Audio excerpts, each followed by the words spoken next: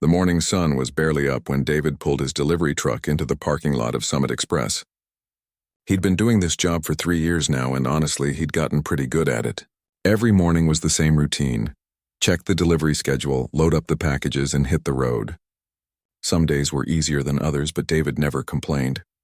He believed that any honest work was worth doing well.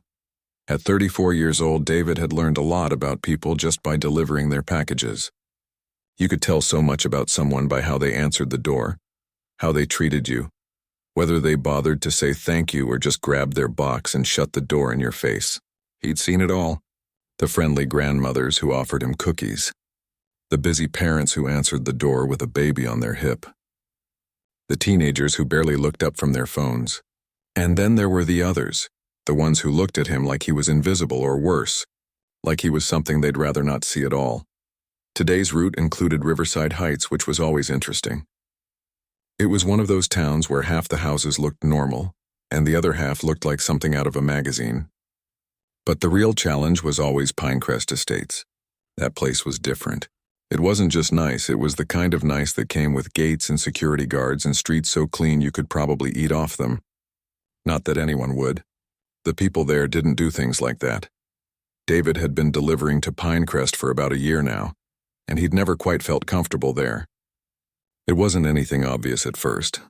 Just little things. The way some residents would watch him a bit too carefully as he walked up their driveways. The way they'd check their packages right in front of him, as if he might have tampered with them. The questions about whether he was really from Summit Express, even though his uniform and truck made it pretty obvious. He remembered one time when a woman had called the company to complain that he'd parked his truck in front of her house for too long. He'd been there for maybe 3 minutes. Another time, a man had followed him back to his truck, making sure he actually left the neighborhood. David had wanted to say something, wanted to ask what exactly they thought he was going to do, but he kept quiet. He needed this job, and making a scene wouldn't help anything. What these people didn't know about David could fill a book. They saw the uniform in the truck and made their assumptions. They didn't know that he woke up at 4 in the morning most days to study before his shift. They didn't know he'd just finished his MBA, taking night classes for 3 years while working full-time. They definitely didn't know about the real estate courses he'd been taking or the investment properties he'd been quietly buying with. Every penny he could save, David's father had always told him something important. Son, he'd say, let people underestimate you. While they're busy looking down on you, you can be busy rising up. His father had worked 2 jobs his whole life and never owned anything more than their small family home, but he'd been rich in wisdom. David had taken that advice to heart. This particular Tuesday morning felt like any other as David loaded his truck with packages.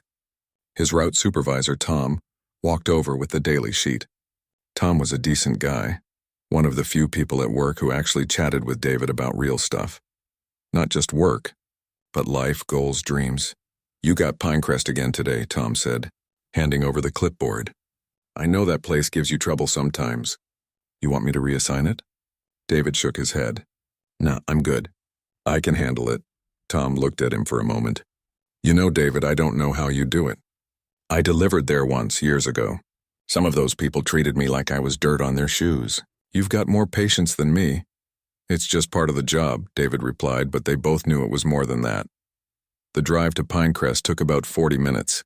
David used the time to listen to a podcast about commercial real estate investing.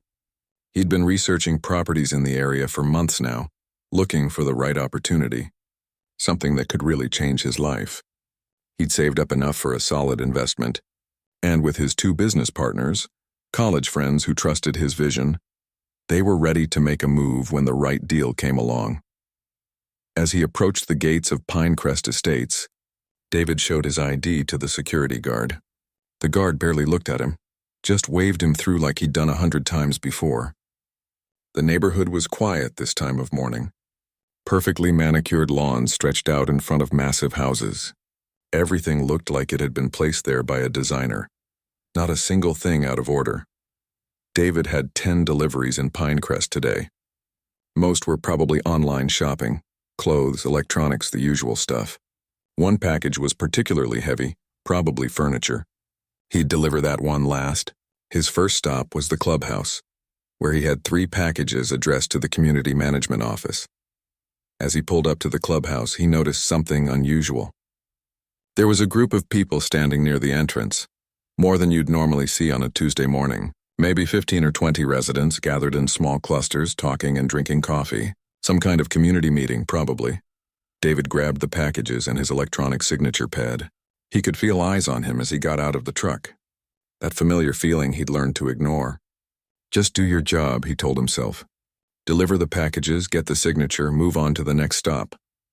But as he walked toward the entrance, the conversations seemed to get quieter. People were watching him now, not even pretending to be subtle about it. A woman in expensive workout clothes whispered something to the man next to her. He looked at David and smirked. David kept his face neutral and his step steady. He'd dealt with this before. It was nothing he couldn't handle. Then a man stepped forward, separating himself from the group. He was probably in his 50s, wearing golf clothes even though it was barely 8 in the morning. Everything about him screamed important person, or at least someone who thought he was important. His arms were crossed and he had that look on his face.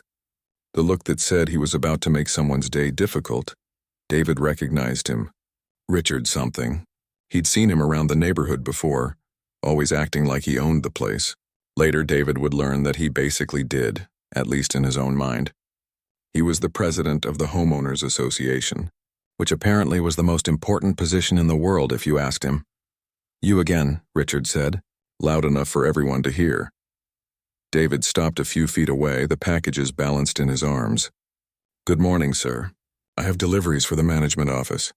I've told your company before that we need a more professional service." Richard's voice dripped with disdain. This neighborhood has standards.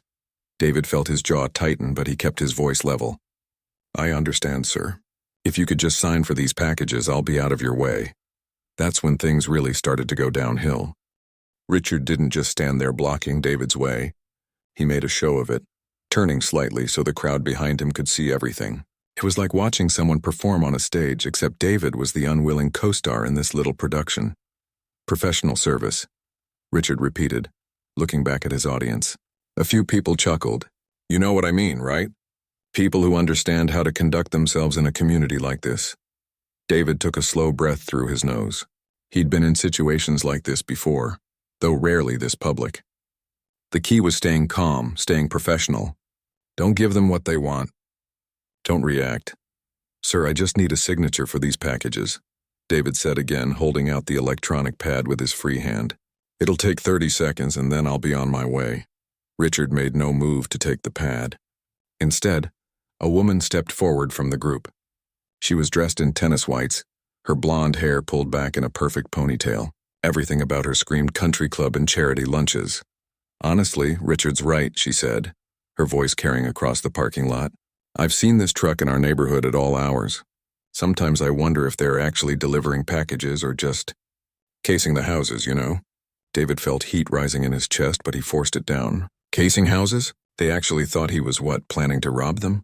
He'd been delivering to this neighborhood for a year without a single issue, but somehow he was the problem.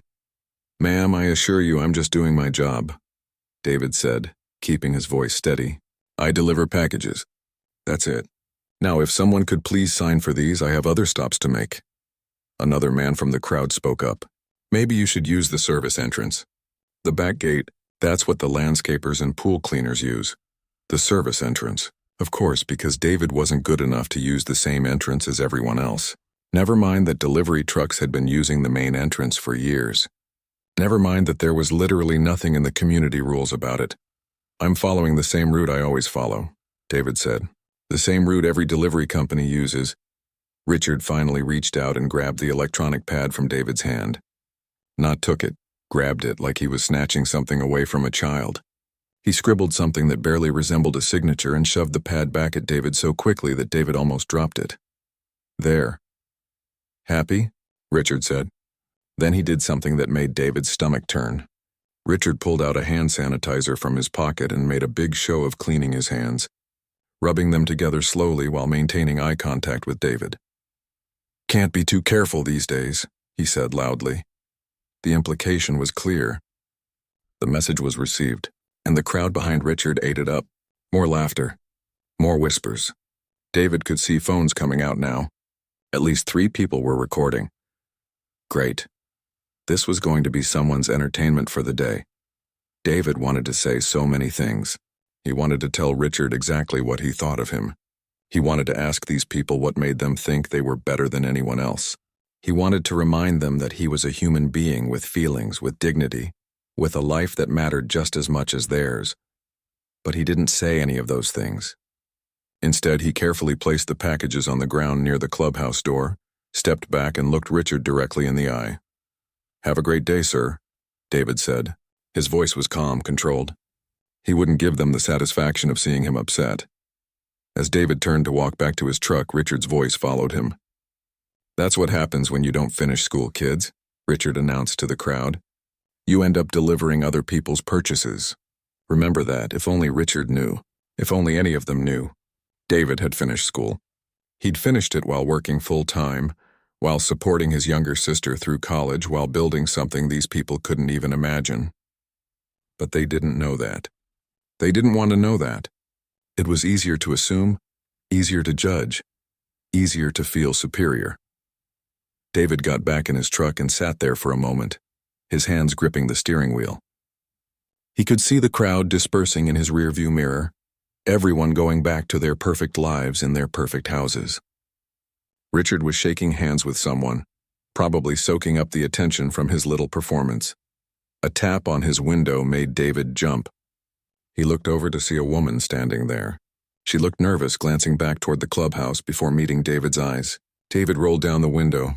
"I'm sorry," she said quietly. "I'm so sorry about that. Richard and Diana, they think they run this place, but what they did was wrong. I should have said something. She trailed off, looking guilty. David recognized her. Helen Morrison. She was one of the few people in Pinecrest who actually treated him like a person, always smiled when he delivered to her house, sometimes offered him a cold water bottle on hot days. "It's okay, Mrs. Morrison," David said, even though it wasn't really okay. "I appreciate you saying something now." "It's not okay," she insisted. "People shouldn't treat other people like that. I'm going to talk to the board about Richard's behavior. He doesn't speak for all of us." David nodded, but he knew the truth. People like Helen were rare. Most people were either like Richard and Diana, or they were bystanders who watched things happen without getting involved. The results were pretty much the same either way. "Thank you," David said genuinely. "I need to finish my route now." As he drove away from the clubhouse, David's mind was already working. He'd learned a long time ago that anger without action was just wasted energy. So instead of dwelling on what had just happened, he started thinking about what came next. He had 7 more deliveries in Pinecrest today. He'd do every single one of them with the same professionalism he always brought to his work. He wouldn't let people like Richard change who he was, but that didn't mean he'd forget. David had an excellent memory, especially for people who underestimated him. His phone buzzed with a text message. It was from Trevor, one of his business partners. "Meeting with the seller today at 2 p.m. Looks good. I think he's ready to accept our offer." David felt a smile creep across his face for the first time that morning. The offer. The property. The deal they'd been working on for 2 months. It was all coming together at exactly the right time. The property in question was prime real estate, a shopping plaza that served several neighborhoods in the area, including Pinecrest Estates. The current owner was older, tired, and ready to retire to Florida. He wanted out, and he wanted out fast. David and his partners had done their homework. They knew the property was undervalued. They knew it had potential, and they knew something else too. They knew that several businesses in that plaza were connected to Pinecrest residents, including a certain luxury car dealership owned by someone who liked to use hand sanitizer in front of delivery drivers. David pulled up to his next stop, another mansion with a perfectly green lawn. He grabbed the package from the back and walked up to the door. As he rang the doorbell, he thought about his father's advice again. Let people underestimate you. While they're busy looking down, you can be busy rising up. The door opened. A teenager stood there looking bored. "Package for you," David said with a smile. "Have a great day." The kid took the package without a word and closed the door. Just another delivery. Just another day. Except it wasn't, not really. Because while Richard and Diana and everyone else at that clubhouse were laughing at the delivery man, that delivery man was about to change the game completely. David got back in his truck and pulled out his phone. He texted Trevor back, "I'll be there at 2 p.m. Let's close this deal. 3 days." That's all it took. 3 days after the confrontation at the clubhouse, the papers were signed. David and his partners officially owned the Riverside Plaza Shopping Center. 12 businesses, prime location, and more potential than the previous owner had ever realized. David sat in his new office. His office, he still couldn't quite believe it, and reviewed the tenant list. There were restaurants, a salon, a grocery store, a gym, and right there at the top of the list, Premium Auto Gallery, owned and operated by Richard Pemberton. The lease was up for renewal in 60 days. David leaned back in his chair and smiled. He wasn't a vindictive person. He didn't believe in revenge for the sake of revenge. But he did believe in fair business practices. And fair business practices meant charging market rates for premium retail space. He picked up his phone and called the property management company they'd hired. "I need you to send out official notices to all tenants about the ownership change," and he said. "And I want to schedule individual meetings with each tenant to discuss their lease renewals. Start with Premium Auto Gallery. Let's meet with Mr. Pemberton first." As he hung up the phone, David thought about that morning at the clubhouse. He thought about Richard's smirk, Diana's laughter, the phone's recording, the hand sanitizer. He thought about being told to use the service entrance. Sometimes karma worked slowly. But sometimes, if you worked hard enough and stayed focused enough, you could give karma a little nudge in the right direction. 60 days. That's all Richard had left before his world got a lot more complicated. And the best part? He had no idea it was coming. The first week of owning the Riverside Plaza was a whirlwind. David had taken a week off from his delivery job, telling Tom he needed time for some personal business. Tom had just smiled knowingly and told him to take all the time he needed. David suspected Tom knew something was up, but he didn't press for details. David and his partners, Trevor and Carlos, spent those first days going through every detail of the property. They walked every square foot of the plaza, took notes on needed repairs, talked to contractors about improvements, and most importantly, reviewed every single tenant file. The previous owner, Mr. Patterson, had been running the place for almost 30 years. He was a nice enough guy, but he'd gotten comfortable. Too comfortable. He'd let maintenance slide, kept rents artificially low for tenants he liked, and generally let the property coast on autopilot. It had still made money, but nowhere near what it could have been making. "Look at these lease agreements," Carlos said, spreading files across the conference table in their new office. "Some of these people haven't had a rent increase in 7 years. 7 years. Do you know how much property values have gone up in that time?" Trevor whistled low. Patterson must have really liked these folks.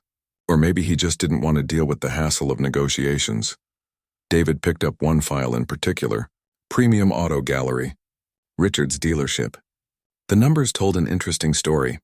Richard had been paying the same rent since 2018, the same exact amount. Meanwhile, comparable retail space in the area had nearly doubled in price. "He's been getting one heck of a deal," David said, running his finger down the columns of numbers. "He's paying about 40% below market rate." "That's not sustainable for us," Trevor said. "We've got loans to pay back, improvements to make. We can't keep subsidizing people's businesses." David nodded. It was true. This wasn't about revenge, even though part of him would be lying if he said it didn't feel good.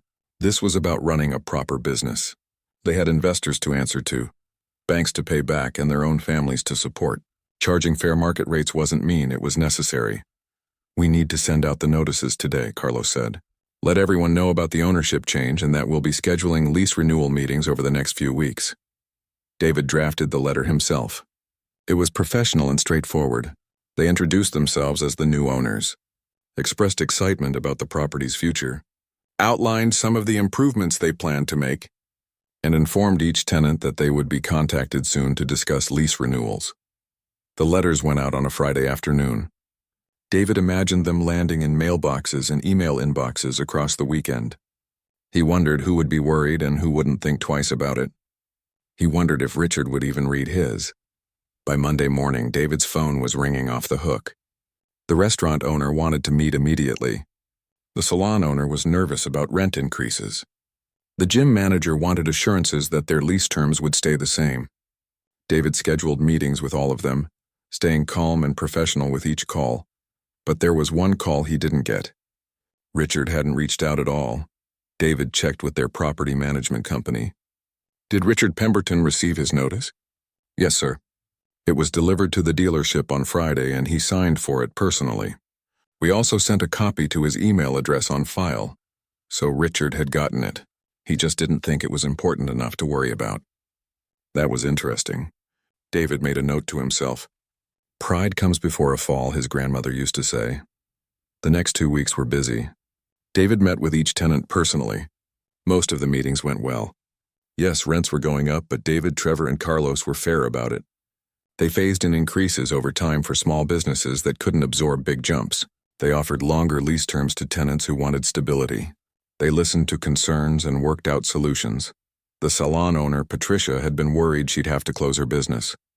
But after sitting down with David and going through the numbers, they worked out a deal where she'd get a modest increase now and a slightly larger one in 18 months, giving her time to build up her client base. "You know," Patricia said as they finished up their meeting, "Mr. Patterson was a sweet man, but he never really cared about helping us grow. He just wanted to collect rent and avoid phone calls. You actually seem like you want this place to succeed." David smiled. "We do. When you succeed, we succeed. That's how this should work."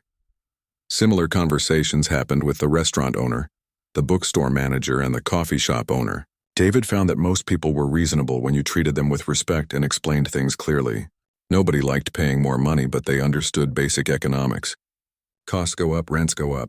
As long as it was fair, most people accepted it. But David had saved one meeting for last.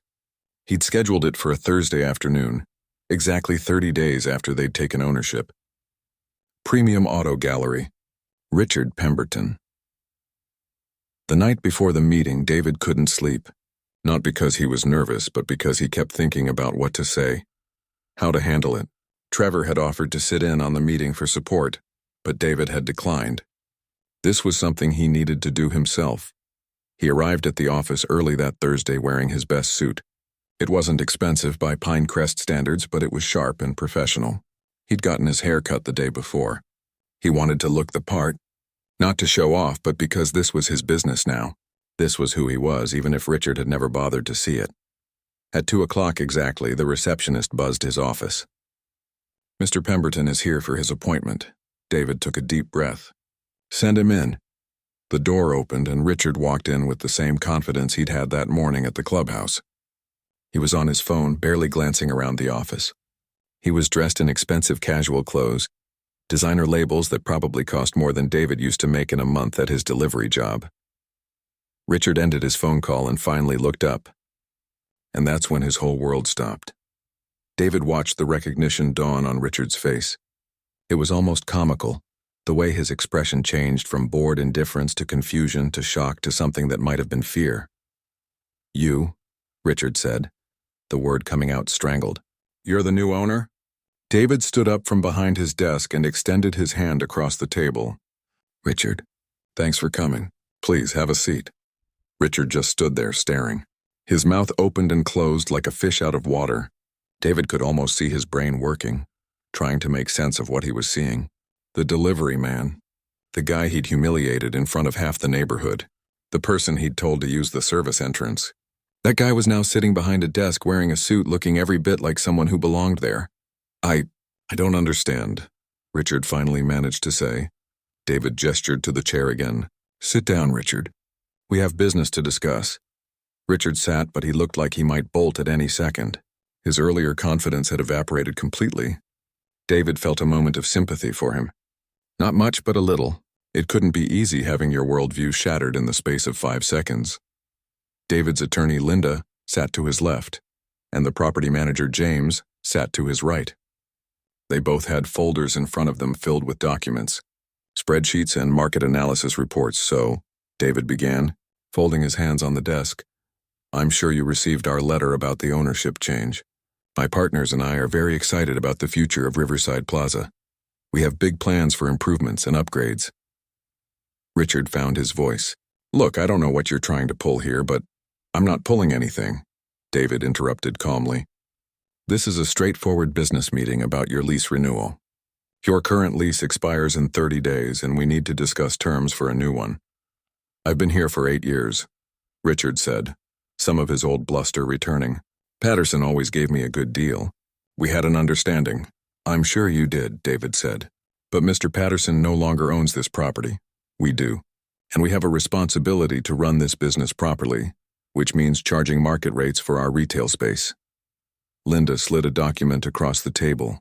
This is a market analysis of comparable retail properties in the area. As you can see, your current rent is significantly below market value. Richard barely glanced at it.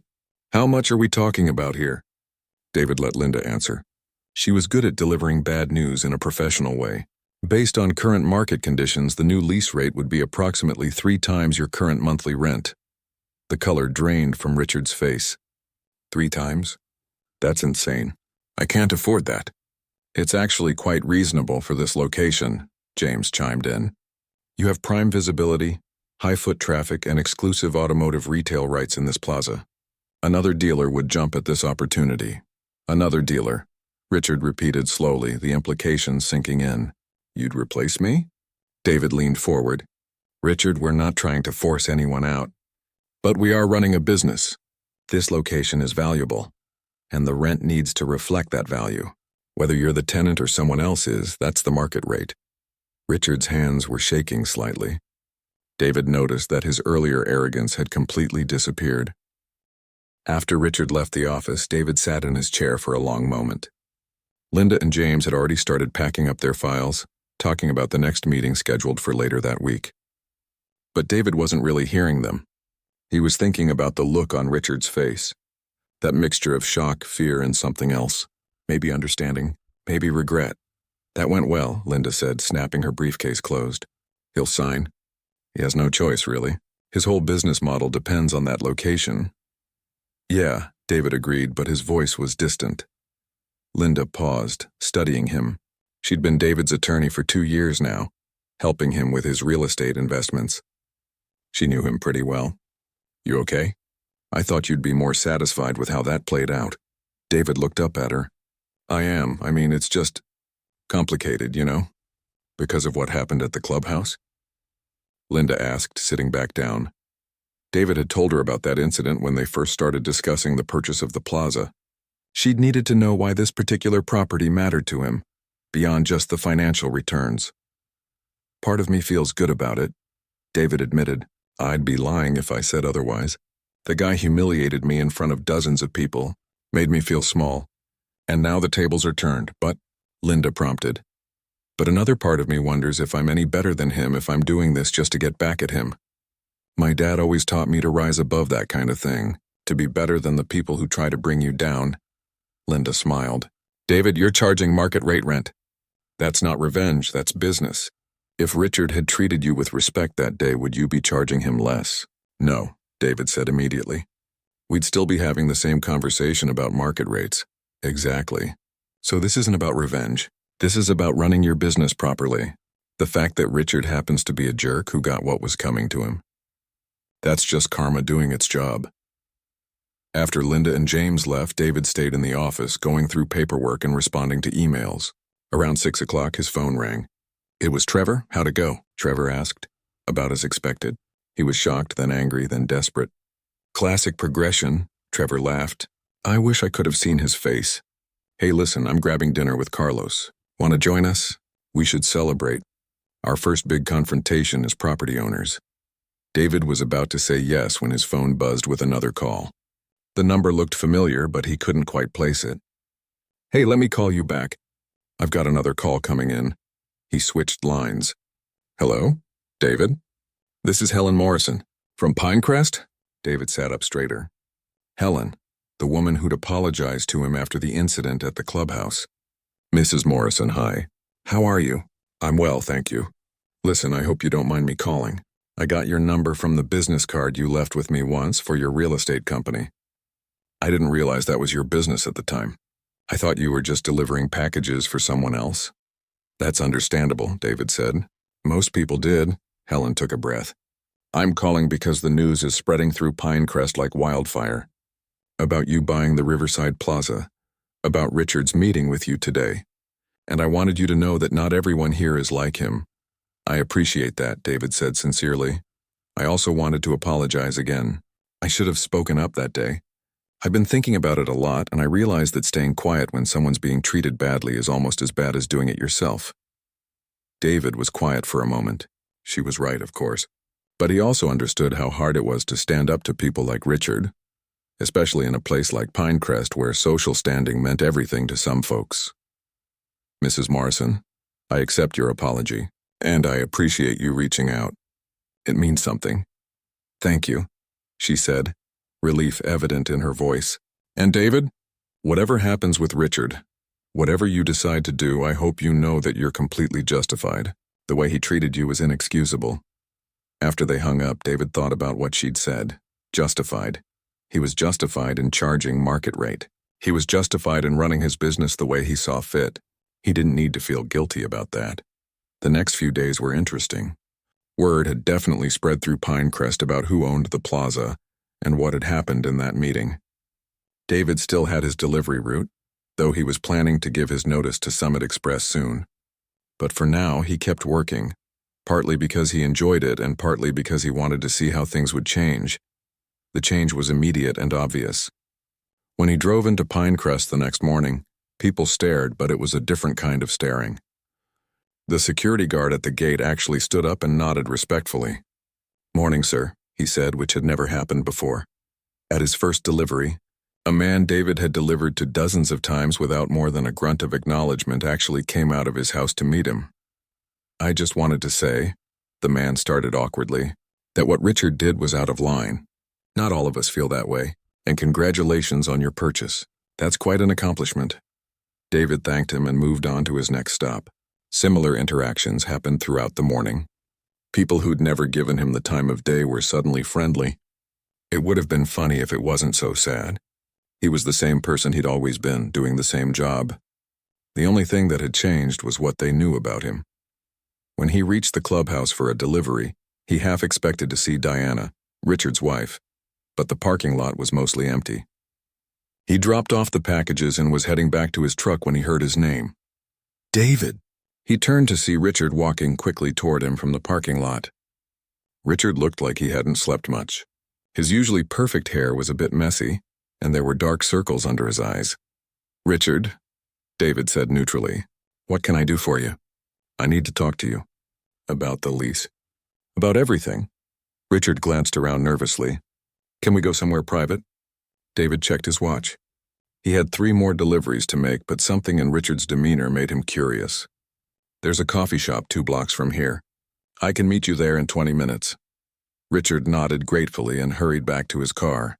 20 minutes later, David walked into the coffee shop and found Richard sitting in a corner booth. Hunched over a cup of coffee he didn't seem to be drinking, David ordered his own coffee and joined him. "Okay," David said, sitting down. "What did you want to talk about?" Richard looked up, and David was surprised to see genuine distress in his eyes. "I've been doing the math. Talking to my accountant, my business partners. The new rent, it's not impossible, but it's going to be tight. Really tight. I'd have to cut staff, reduce inventory, maybe sell my house to free up some capital." David listened without interrupting. "I know what you're thinking," Richard continued, "that I deserve this, that this is payback for how I treated you. And you'd be right. I was awful to you. Not just that day, but every time I saw you. I treated you like you were nothing." "Yes, you did," David said simply. Richard flinched but didn't look away. "I want to apologize. Really apologize. Not because I want you to lower my rent, although obviously I'm hoping you will, but because I've been thinking about why I acted that way and I don't like what I found." "Go on," David said. "My father built that dealership from nothing. He started as a mechanic and worked his way up. When I was a kid, we didn't have money. We lived in a small apartment. I remember people looking down on us, treating us like we weren't good enough." Richard paused, his hands wrapped tightly around his coffee cup. "When I finally made it, when I got into Pinecrest and became HOA president and had all the right friends, I swore I'd never be looked down on again. But somewhere along the way, I became the person doing the looking down. I became the person I used to hate." David took a sip of his coffee, considering Richard's words. It was a pretty speech and parts of it might even be true, but he'd learned a long time ago that people often found clarity when their wallets were threatened. Richard, I appreciate you sharing that, and I accept your apology for what it's worth. But here's what I need you to understand. That rent increase isn't personal. It's not punishment. It's business. Every other tenant in that plaza is paying market rate or close to it. Why should you be different? I shouldn't, Richard admitted. I know that. I'm not asking for special treatment. I'm asking for a chance to make this work. Maybe a payment plan for the increase, or a slightly longer timeline to phase it in. David thought about it. He thought about Patricia from the salon, and how they'd worked out a reasonable plan for her. He thought about his father's advice about being the bigger person. He thought about the kind of business person he wanted to be. Here's what I can do, David said finally. I'll give you the same deal I gave other tenants who needed flexibility. A smaller increase now, then the full market rate in 18 months. That gives you time to adjust, cut costs where needed, and plan accordingly. But Richard, this is the only deal on the table. Take it or leave it. Richard's eyes filled with something that looked like relief mixed with shame. Thank you. I'll take it. And David, I know this doesn't change what I did, but I'm going to do better. I'm going to be better. Good, David said, standing up. 3 months passed and Riverside Plaza was transforming. David and his partners had wasted no time making improvements. They'd repaved the parking lot, updated the landscaping, fixed the lighting, and given the whole place a fresh coat of paint. What was once a tired shopping center was starting to look like a destination people actually wanted to visit. The tenant relationships had improved too. Most of the business owners appreciated the upgrades and understood that the modest rent increases were part of running a professional operation. Patricia's salon was doing better than ever, partly because the improved plaza was attracting more customers. The restaurant had extended its hours. Even the bookstore, which everyone had worried might close, was seeing increased foot traffic. And Richard? True to his word, he'd resigned as HOA president. The letter had been short and professional, citing personal reasons and a desire to focus more on his business. David heard through Helen Morrison that the transition hadn't been smooth. Some people in Pinecrest were shocked, others were relieved, and a few were angry that Richard had stepped down without explaining why. But that was Pinecrest's problem to figure out, not David's. David had finally given his notice at Summit Express. His last day was approaching, and honestly, he had mixed feelings about it. The job had been good to him. It had paid his bills while he went to school, given him flexibility to work on his real estate business, and taught him patience he never knew he had. Tom had taken him out for lunch on his second-to-last day. You know, Tom said over burgers, I knew you were going places. You had that look, like you were just passing through even though you did the job better than most people who'd been here 10 years. David smiled. The job taught me a lot, more than people might think. You going to miss it? David thought about that. Parts of it, yeah. I liked the routine, the simplicity of it. Pick up package, deliver package, get signature, move on. No complicated negotiations or tenant disputes or contractor delays, but, Tom prompted, but I'm ready for what comes next. And honestly, I won't miss some of the neighborhoods. Tom laughed. Let me guess. Pinecrest? Among others. On his last day, David drove his route one final time. It felt surreal knowing this was it. No more early mornings loading the truck. No more electronic signature pads. No more conversations with customers at their doorsteps. His final delivery of the day took him back to Pinecrest Estates. Of course it did. The universe had a sense of humor like that. The package was for Helen Morrison, which somehow felt appropriate. When Helen answered the door, she broke into a wide smile. David, come in, please. I made lemonade this morning and it's too much for just me. David checked his watch. He had time. Sure, why not? It's my last day anyway. They sat in her sunroom looking out over her garden. The afternoon light filtered through the trees, making everything look peaceful and calm. Your last day delivering packages? Helen asked. I suppose you're too busy with the plaza now. That's part of it, David admitted. But also it's just time. Time to focus on building something bigger. Helen nodded thoughtfully. You know, the neighborhood's been different since you bought that plaza. Since Richard stepped down, people are talking more honestly about things that needed to be said for a long time. Like what? Like how we treated people. Service workers, delivery drivers, landscapers. There was this culture here of looking down on anyone we saw as beneath us. Some people are starting to question that. Not everyone, mind you, but enough to make a difference. David took a sip of his lemonade. It was good, perfectly balanced between sweet and tart. I never wanted to change Pinecrest. I just wanted people to treat each other with basic respect. Sometimes those two things are the same, Helen said wisely. As David was leaving, Helen walked him to the door. I'm glad you delivered that last package here, she said. It feels like things coming full circle. And David, thank you for handling everything the way you did. You could have been vindictive. Lord knows Richard gave you reason to be. But you were fair instead. That says a lot about who you are. Driving out of Pinecrest for the last time as a delivery driver, David passed the clubhouse where everything had started.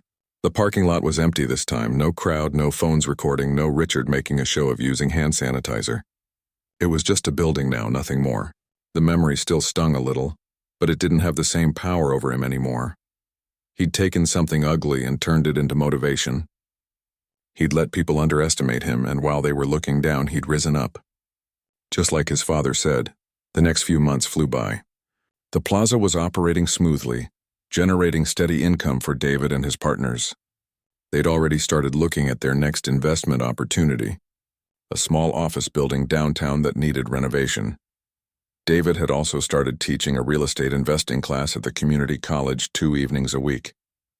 It was something he'd always wanted to do, sharing what he'd learned with people who were where he'd been a few years ago.